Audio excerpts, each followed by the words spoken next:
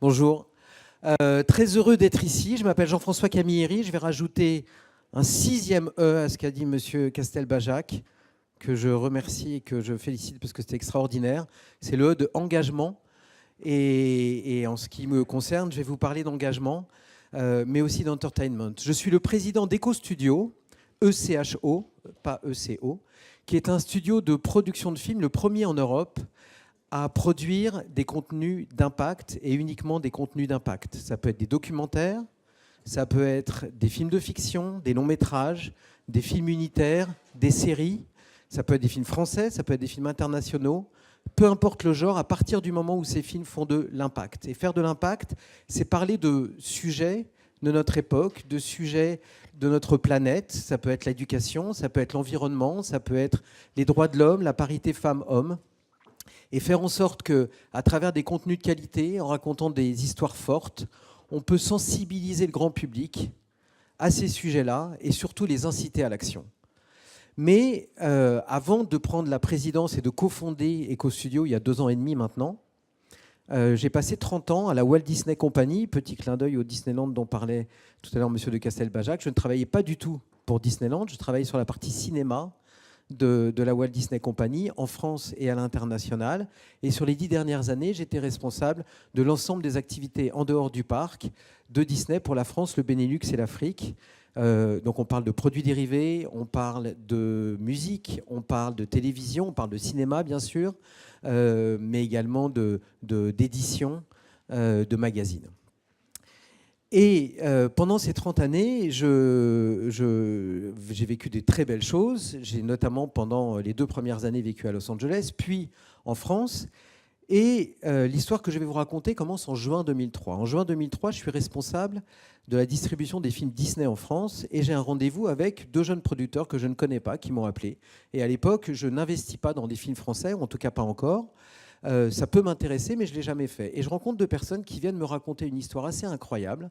Ils font leur premier film avec un réalisateur dont c'est le premier film, qui les a envoyés en Antarctique pour filmer des manchots empereurs. Et ils ne trouvent aucun dérivé pour leur film. Ils n'ont pas de distributeur. Et je suis leur dernière chance puisqu'ils ont fait le tour de Paris. Et ils me racontent leur histoire et immédiatement je me dis c'est incroyable. C'est un scénario qu'un être humain n'aurait pas pu écrire. C'est vraiment une histoire que seule la nature aurait pu inventer. Et je me dis que les valeurs qu'il y a dans ce film correspondent aux valeurs de Disney d'une certaine manière, et surtout que le public de Disney pourrait complètement adhérer à ce film-là. Et donc je décide de cofinancer et de distribuer ce film. Et puis ils me disent, c'est génial, on va pouvoir sortir le film en France, mais on n'a toujours pas d'acheteurs à l'international, on n'a toujours pas de distributeurs dans les autres pays que la France. Donc j'appelle le patron des studios à Los Angeles et je lui dis, voilà, j'investis au nom de Disney dans ce film, mais il se trouve que le film est disponible pour le reste des pays du monde, pourquoi on ne le prendrait pas? Et il me dit, non, qu'est-ce que tu veux qu'on fasse avec un film comme ça? C'est pas le genre de cinéma qu'on fait, que tu le fasses en France très bien, mais on ne le prendra pas à l'international. On sort le film en France en janvier 2005 et le film est un immense succès. 2 millions d'entrées, un César, une victoire de la musique, des critiques exceptionnelles. 2 mois plus tard, les producteurs me rappellent et me disent, Jean-François, on a une proposition de Warner pour acheter le film aux États-Unis pour $1 million. Mais tu as le droit de matcher cette proposition, comme on en avait discuté, et que Disney peut prendre donc les droits aux États-Unis. Je rappelle le patron des studios, je lui dis, tu sais, ce film dont je t'ai parlé, qui est un succès en France, il est disponible aux États-Unis pour $1 million. Et il me dit, je n'en ai pas envie, laisse-moi tranquille, with your penguins. Petite information que vous ne connaissez peut-être pas. En français, on dit les pingouins pour l'hémisphère nord et les manchots pour l'hémisphère sud. Les pingouins volent, les manchots ne volent pas. Aux États-Unis, en anglais, on dit penguins pour les pingouins et pour les manchots. Comme ça, vous aurez appris quelque chose sur la nature aujourd'hui. C'est toujours une bonne chose. Et donc, ils refusent. Warner achète le film $1 million, le sort en juin 2005 sur 2-3 copies. Et le film devient un phénomène, à tel point qu'il atteindra $77 millions de box-office pour un investissement de 1. Je parle à mes amis de la BPI, ça représente quelque chose d'intéressant. Il va gagner un Oscar. Et il va changer la vie de beaucoup de personnes qui ont travaillé sur le film aux États-Unis, notamment la personne qui l'a acheté, qui prendra des responsabilités importantes. National Geographic, qui faisait partie de cette aventure. Et le film devient un vrai phénomène. Il devient un phénomène beaucoup plus important qu'un phénomène économique. Ça devient un phénomène de société. Et il se trouve qu'en août 2005, John Lasseter, le patron de Pixar, me demande d'aller aux États-Unis parce qu'il doit me montrer un film. Et il voudrait savoir ce que je pense de montrer ce film à Cannes en 2006. Donc je prends l'avion, je vais à San Francisco, il monte le film en arrivant, en sortant de l'avion avec le décalage horaire. Je regarde le film et le lendemain matin, j'ai une réunion avec John Lasseter, en tout cas c'est ce que je crois, pour parler de Cars, puisqu'il s'agissait de Cars. Et donc j'arrive à la salle de réunion, il y a en fait une vingtaine de personnes, dont John Lasseter, ses équipes de communication, ses équipes de production, Steve Jobs, qui est à l'époque le président de Pixar, et puis Dick Cook, qui est le président des studios, avec qui j'avais parlé des fameux Penguins depuis maintenant 1 an et demi, et qui à chaque fois m'avait rembarré. On me donne la parole sur Cars à un moment. Alors Jean-François, qu'est-ce que tu penses de Cars à Cannes? Et je dis, non, je ne pense pas que ça soit une bonne idée, c'est pas le genre de film pour Cannes. Et là, je pensais que c'était à peu près la fin de ma carrière chez Disney. Pas du tout. Steve Jobs dit, moi je suis complètement d'accord. Cannes, c'est les paillettes. Nous, on fait des films qui ne sont pas pour ce genre d'événement. Très bien, on ne va pas à Cannes. La réunion se termine. Et le patron des studios me prend par l'épaule en descendant les marches de la réunion. Il me dit, Jean-François, this Penguin movie qui vient de faire 77 millions de dollars, tu m'en avais pas parlé? Donc les bras m'en tombent. Je lui dis, bah si, on l'a sorti en France. On a gagné beaucoup d'argent avec en France. Il se trouve qu'on est coproducteur, donc 20% des 77 millions de dollars nous reviennent, ce qui est plutôt une bonne nouvelle. Mais tu n'as pas voulu le prendre. Il me dit, OK, bah, si tu en as un autre comme ça, Parlement. L'avion, comme vous le savez sans aucun doute, met à peu près 11 heures pour aller de San Francisco à Paris. Et là, je rumine. J'hésite entre poser ma démission et revenir avec quelque chose d'un petit peu plus positif. Et là, je me dis, d'accord, il veut un prochain film comme ça, il ne va pas en avoir un, il ne va pas en avoir deux, il va en avoir un tous les ans pendant les 30 prochaines années. Et je me dis, pourquoi je n'essaierais pas de créer un label spécifique? On a Marvel, pas à l'époque, mais on a Star Wars, pas à l'époque non plus, mais on a Disney, on a Touchstone Pictures, on a Hollywood Pictures, on a Pixar. Et ben moi, je vais leur créer un label qui sera spécifique aux films animaliers, grand public, grand spectacle, une fois par an, pour le cinéma. Chose qui n'a jamais été faite. Cousteau a fait des films, mais sans label spécifique. Jacques Perrin a fait des films, mais sans label spécifique. Et là, c'était vraiment quelque chose de très systémique, c'est-à-dire un grand film par an qui sortirait chaque année le 22 avril, le jour de la Terre, et qui irait raconter des histoires que seule la nature peut inventer, sur différents continents, dans différents écosystèmes, parlant de différents modes de vie, habitats et espèces animales.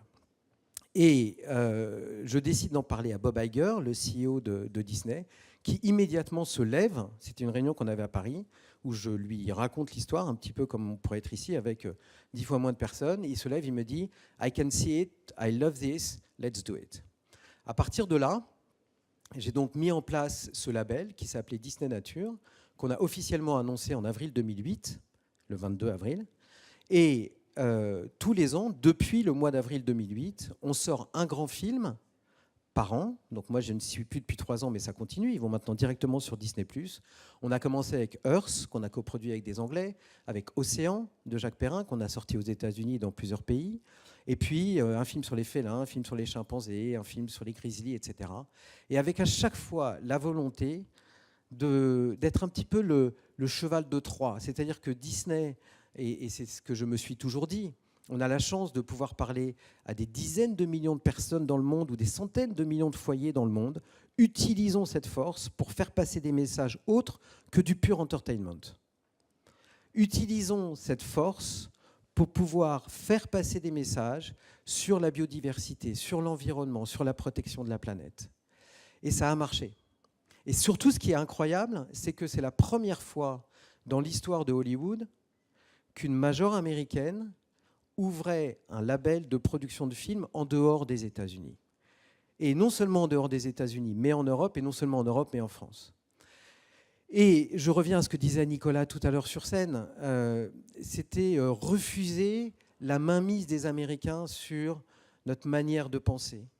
Et tenter de faire un pas de côté pour leur proposer quelque chose auquel ils n'auraient pas forcément pensé parce que nous sommes différents.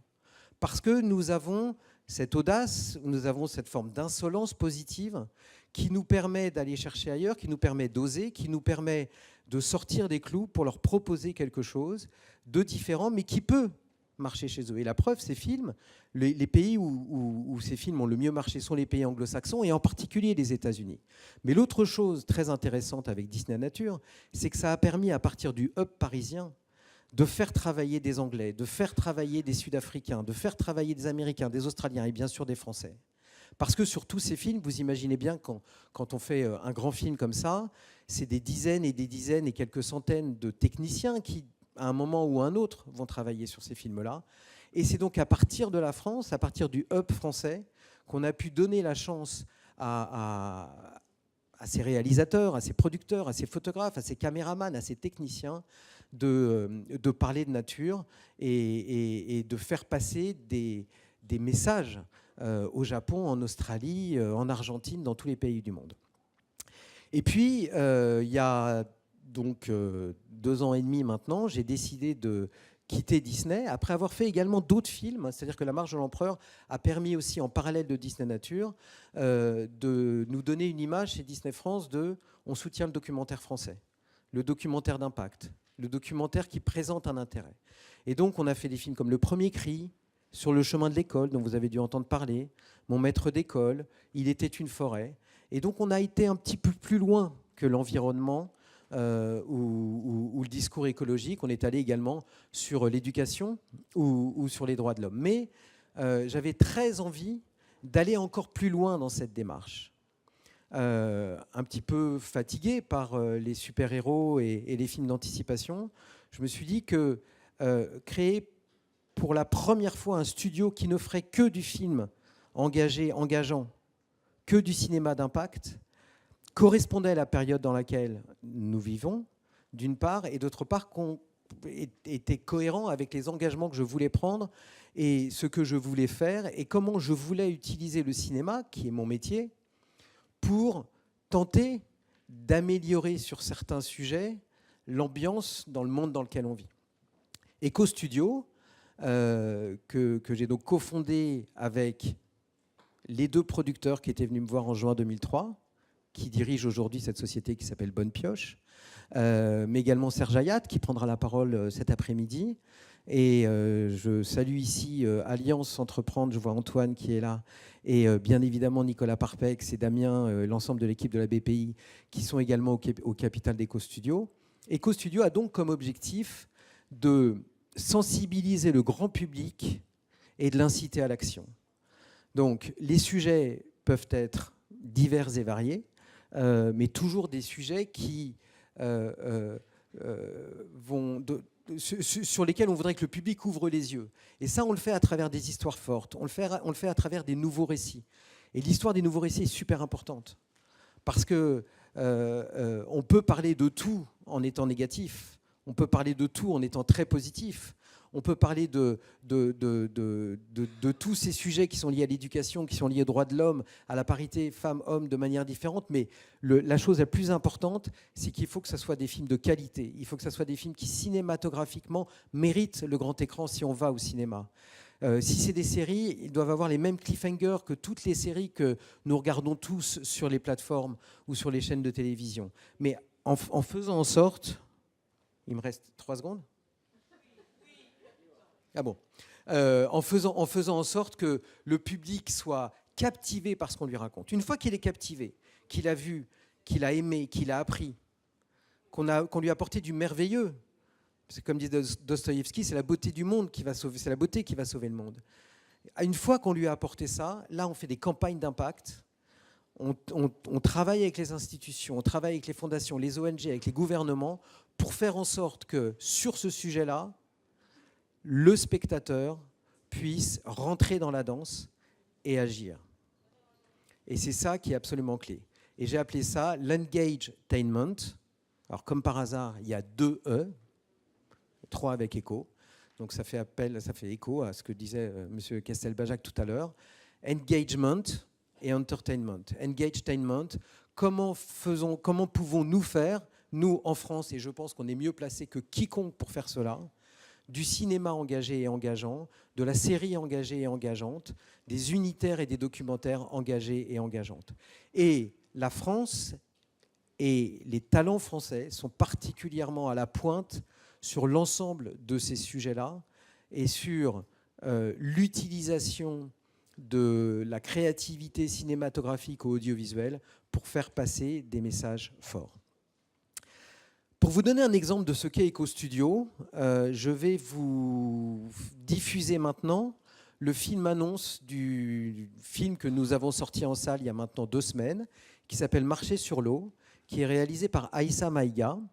On a fait une dizaine de films jusqu'à maintenant chez EcoStudio. Certains sont passés sur France 2, sur Ushuaïa, d'autres sont sortis au cinéma. Un est sur Canal en ce moment, qui s'appelle Nadia, et qui raconte l'histoire de Nadia Nadim, joueuse de football professionnelle afghano-danoise, qui a une histoire complètement dingue. Et Marcher sur l'eau, dont vous allez découvrir le film-annonce, est donc sorti au cinéma il y a 2 semaines. Je voudrais m'excuser au nom de Aïssa Maïga, qui devait venir vous parler. Tout était prêt. Et puis, elle est très malade depuis ce matin, elle a de la fièvre, et donc elle ne peut pas venir. Donc je vais essayer de faire Aïssa Maïga à l'issue du passage du film-annonce.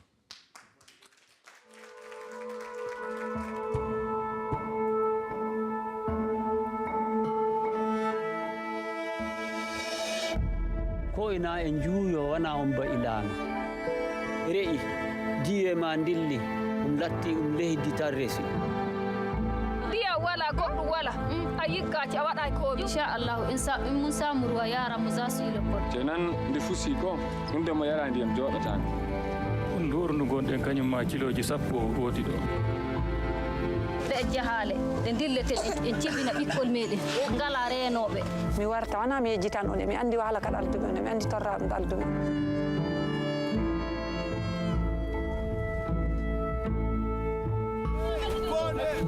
On est au-dessus de l'eau, mais c'est tellement profond, c'est pour cela. Là, il faut un forage.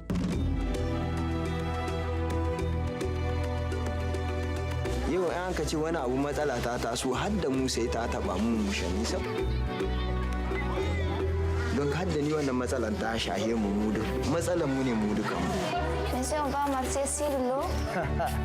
Oui, certainement.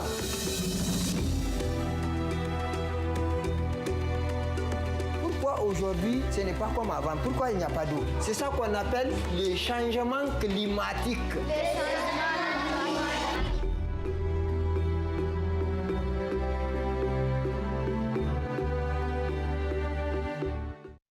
Voilà, encore une fois, désolé merci beaucoup. Je vous présente mes excuses au nom d'Aïssa Maïga, puisqu'elle ne peut pas être là. Juste quelques mots pour vous dire que ce qui est très fort dans ce film, qui nous a pris 4 ans à fabriquer, c'est que c'est une rencontre sur plein de sujets. D'abord, grâce au film, un puits a été construit dans ce village qui se trouve au nord du Niger, dans la région de Tatiste. Et c'était important pour nous que Aïssa porte ce film, puisque Aïssa est née à Dakar, a grandi au Mali et connaît particulièrement bien l'ensemble de cette région et des peuples nomades, et notamment des peuples peuls de la région du Niger, du Mali et du Burkina Faso. Elle a fait un travail extraordinaire, un travail difficile, un travail prenant, mais en faisant ce film qui va passer sur France 3, qui va passer sur OCS, qui va sortir dans le monde entier, qui est en ce moment également en exploitation en Afrique, on va faire énormément de choses autour du sujet de l'eau, notamment la création d'un organe international, et on est en négociation avec les Nations Unies autour de l'eau, parce que ça n'existe pas, mais également pour aider les villageois du village de Tatis, et donc d'amener ce sujet qui est absolument capital pour les décennies à venir sur la table, pour que l'ensemble des spectateurs qui pourront découvrir ce film puissent également passer à l'action. Voilà, merci beaucoup et bon après-midi.